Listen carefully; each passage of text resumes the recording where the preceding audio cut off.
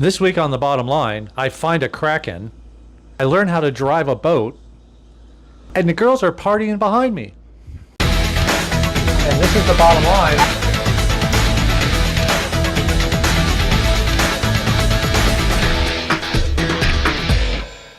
By the way, what does decreasing bearing, or decreasing range, decreasing...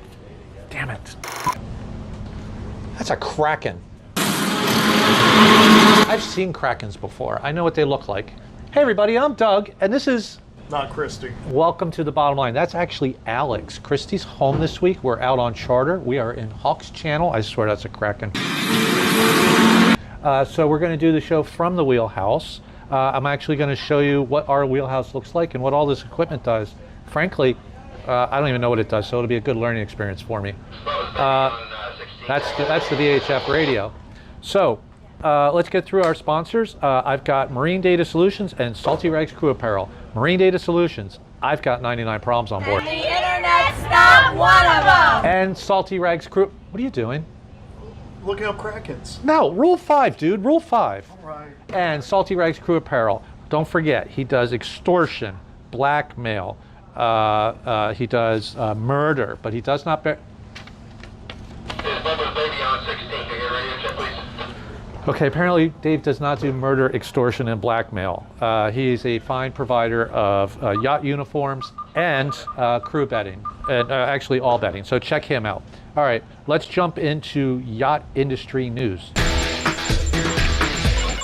Working. Okay, I knew you guys just heard the yacht industry news. Georgia, you're gonna have to do that again, because I want to show everybody the bridge.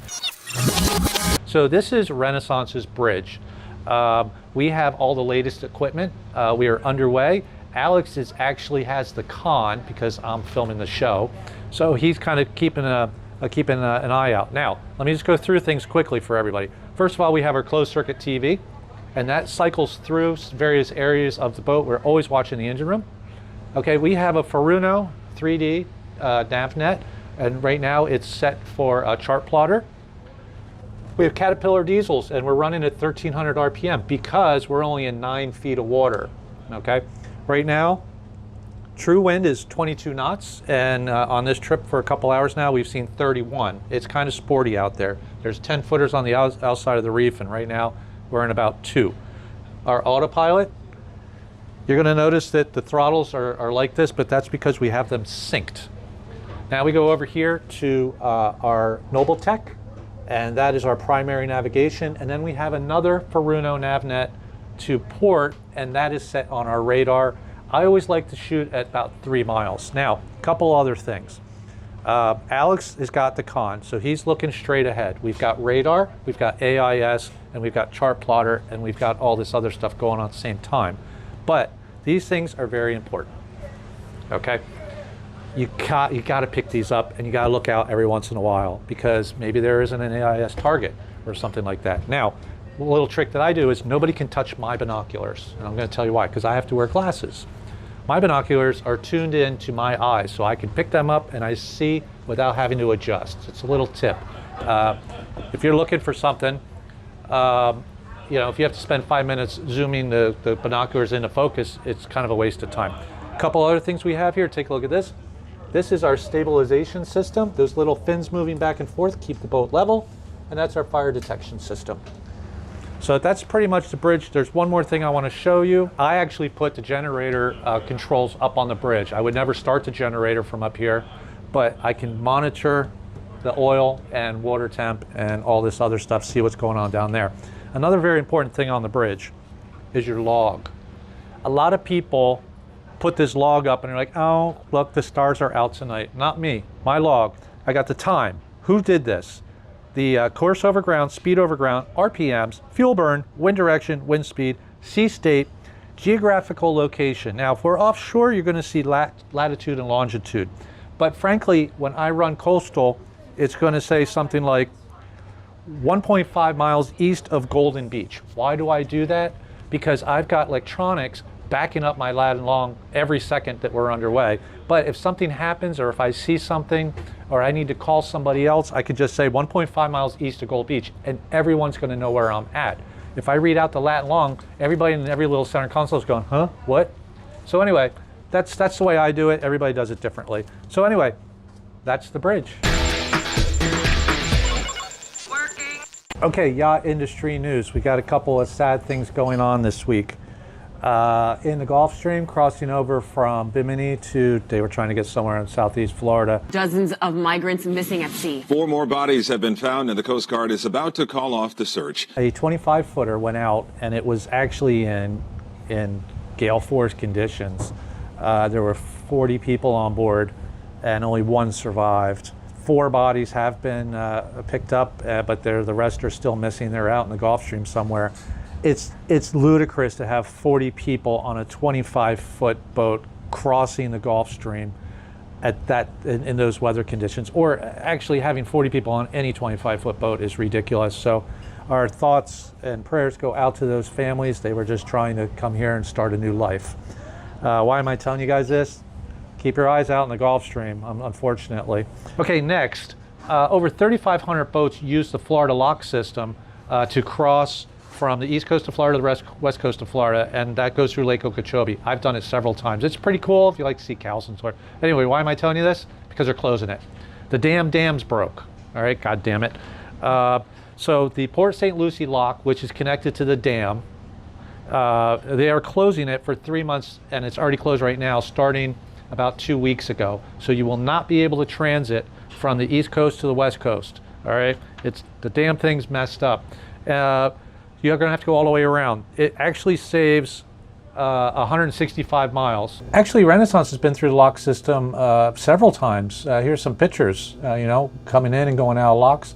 I understand why these locks need to be shut down. Matter of fact, 2 years ago, we were halfway through, and one of the gates literally was broken, and we had to squeeze through. Take a look at these pictures. We actually had to deflate the fenders. We had inches. If we didn't, we'd have to go all the way around. So if you're planning on crossing, you ain't getting through there. It's, God damn it. All right, next. Here's a wild one. So there was a cruise ship with like 800 passengers on board, and they were pulling into Miami, but Miami Miami law enforcement has a warrant out for the arrest. A judge issued an arrest warrant for the Crystal Symphony. So the captain of the cruise ship turned the boat and went to Bimini. Then he put all the passengers in a ferry and brought them back to Miami.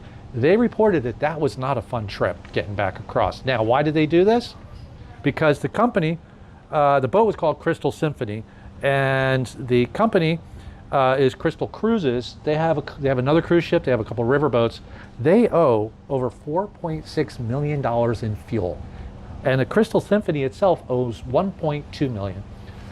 I don't get it. Every time we fuel the boat up, the guy's like, can I get a check like now? It's my money and I need it now! All right, I could never imagine owing $4.6 million worth of fuel. So anyway, they're hiding. So there's a cruise ship out there hiding out. That's pretty cool. Bottom feeders. Dun, dun, dun, dun, dun. All right, we have a couple of bottom feeders that we're going to give shout outs to. The first one is Sherry from Fort Lauderdale, Florida. And I can tell you right now, Sherry is my #1 fan.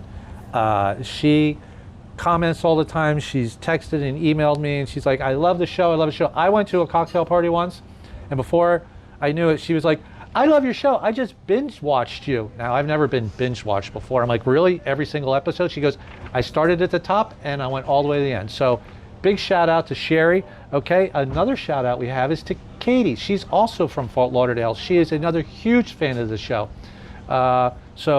She works in the hotel industry, and you guys probably know her old place, which was River Bend Hotel, or Riverside Hotel. Anyway, she sees all the boats going by all the time, and she'll text me and she's like, let me know if you're going by. So I used to honk the horn as I went by. So another big shout out to Katie. All right, next. Crew Corner. Let's not forget, Crew Corner is brought to you by Crew Haven. Crew Haven has all these really super cool houses next to Lauderdale Marine Center. So if you're ever in a refit and need a place to stay, give them a call. By the way, they'll pick you up in a Rolls Royce, gold Rolls Royce. They have, apparently Crew Haven will not pick you up in a Rolls Royce, and they think clowns are scary. So, okay. All right, but listen, they have really clean houses, and they have falling iguanas, and they have high-speed internet. So check them out at their website is Crewhaven 1501. Never forget, go check out Crew Haven to get rested like the guested. I'm going to show you how to take a 116-foot motor yacht off the dock. You remember last week, I'm very much into like Rule 5 and doing things the right way. Doug, Yeah. Target 040. Not now. So you know, I'm very straight ahead when it comes to doing everything correctly and just making sure. What? You got constant bearing, decreasing range. Constant bearing decrease. What's that even mean? Okay, listen. Check this out. The video. We're taking the boat off the dock. Renaissance is 116 feet long. It's 253 tons. We're going to be showing you how to take it off the dock. I've got a stern wind. We're starboard side 2 to assist the boat. We're going to be shifting the rudder all the way over to kind of give it a parallel departure. Okay, we take the engines off warm, so now these are live. Test the bow thruster. Then you make sure the crew's ready. Crew is ready. And common mistake is everybody's like, oh, bow to stern, stern to bow. That's not good training. Good training is having the crew standing by their lines in case anything comes up. I'll explain that in a later video, but here we go. Okay, let's take in the spring lines. So because there's no current and the wind is pushing, I'm taking in both springs, but I don't want the bow to kind of drift off. So the bow line will come off after the springs and then the stern line, and then it will thrust over.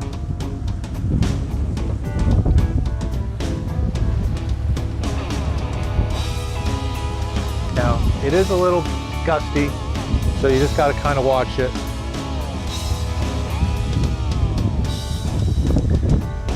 Okay, then we're going to do the bow line and then the stern. The reason I do the bow and then the stern is the bow will kind of leave the dock first, but I can keep it in check with the bow thruster and give them enough time to go down to the stern.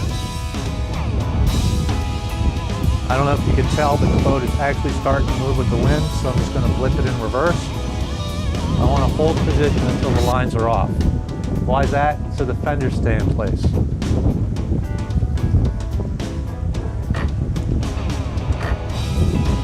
Okay, all clear.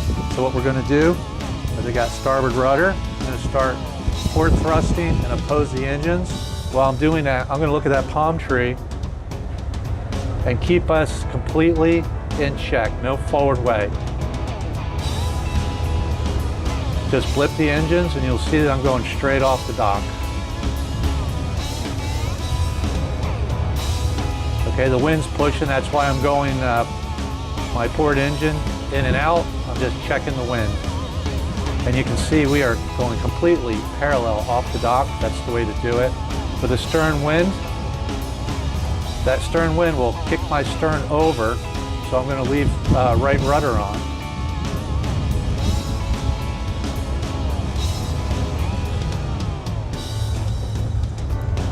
Don't drive through the harbor with your fenders up. Fenders up, please, fenders up.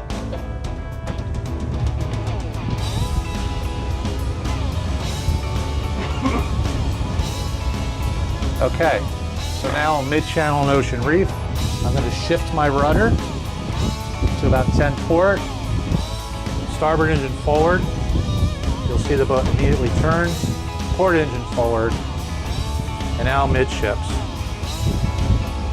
Everybody bitches and complains about not using the bow thruster when you're moving, but the fact of the matter is the rudders are useless until I get up to about 2 or 3 knots. So, you know, you don't pay by the thrust. So if you need it, feel free to use the bow thruster. Once the boat hits the 3 knot mark, then the rudders become a lot more responsive.